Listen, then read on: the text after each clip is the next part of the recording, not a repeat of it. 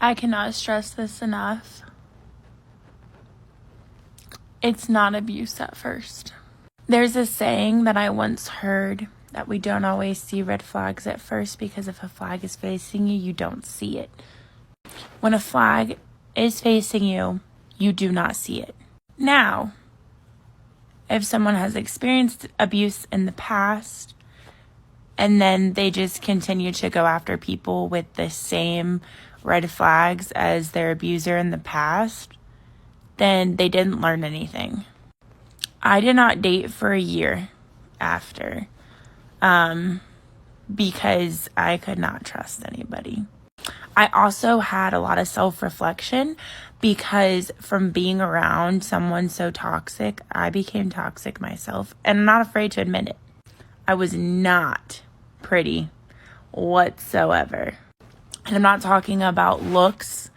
I'm talking about how I was on the inside. I was not pretty.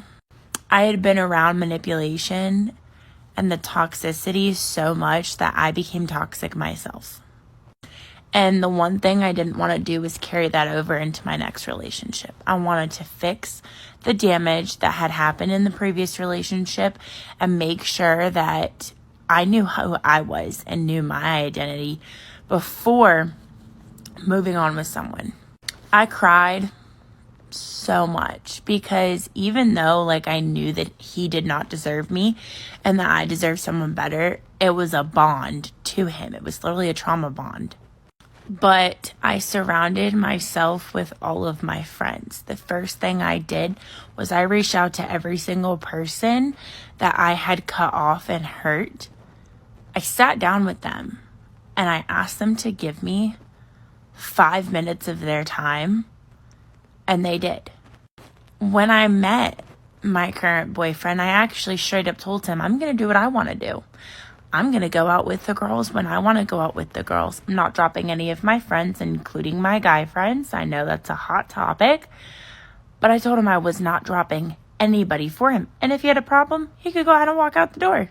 I made a promise to my friends that after that relationship, nothing was going to come between me and them.